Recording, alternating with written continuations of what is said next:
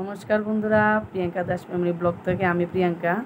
তোমরা সবাই কেমন আছো? আশা করি সবাই ভালো আছো। আমিও এখন মোটামুটি ভালো আছি। 2 দিন অসুস্থ হয়েছিলাম, এখন মোটামুটি ভালো আছি তোমাদের আশীর্বাদে। তো যারা যারা আমার ভিডিওটা দেখছো, যদি নতুন হয়ে থাকো প্লিজ সাবস্ক্রাইব করবে, এখন আমার পাশে থাকবে সবসময় ভিডিওগুলি দেখবে। তোমরা যখন ভিডিও দেখো, আমার যখন সাবস্ক্রাইব বাড়ে, তখন নিজের মনের মধ্যে একটা নতুন উৎসাহ জাগে যে আমার পাশে সবাই আছে, আমিও একদিন এগিয়ে যেতে পারবো অন্যদের মতো। তো 2 দিন ধরে আমি ভিডিও দিতে পারছিলাম না। আমার ছোটো ছেলে ঈশানের জন্মদিন ছিল, ওই দিন আমি শর্ট ভিডিও ভালো করে করতে পারছি না, অসুস্থ হয়েছিলাম।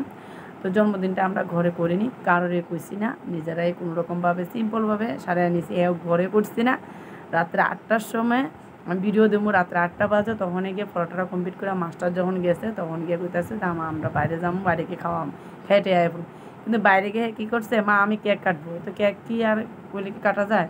তো এখানে গিয়ে একটা দোকানে গিয়ে আমরা হোটেলে ঢুকছি, হোটেলের বিজ্ঞা একটা ছোট্ট একটা কেক কিনা, 200 টাকা দামে একটা কেক কিনা, ওইখানে মানে ছোট্ট কেক, ওইটার দামও 200 টাকা। ওইটা কিনা আমরা একটা হোটেলে মানে ও আমার হাজব্যান্ডের বন্ধুর হোটেলটা আগরতলায় দেবী হোটেল, ওখানে গিয়ে কাটা হয়েছে।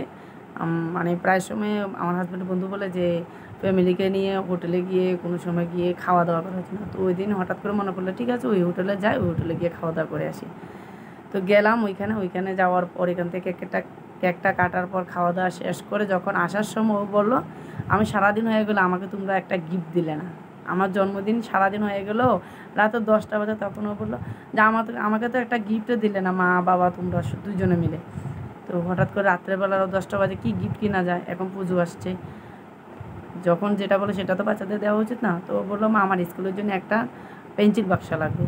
তারপর গিয়ে দোকানে ঢুকলাম, ঢুকিয়ে এই বাক্সটা কিনলাম। দেখো কত দাম, এটা আমি সেটা বলতে পারি না, ওর বাবাই কিনলো ছোটো ঈশানকে নিয়ে।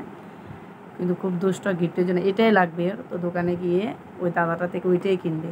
ওইটা কেনার পর ও অনেক খুশি।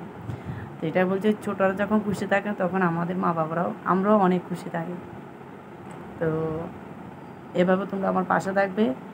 যদি ভিডিওটা ভালো লাগে অবশ্যই লাইক করবা, সাবস্ক্রাইব করবা, আমার পাশে থাকবা। আজকের জন্য বাই বাই, টাটা টাটা, সবাই ভালো থাকবে।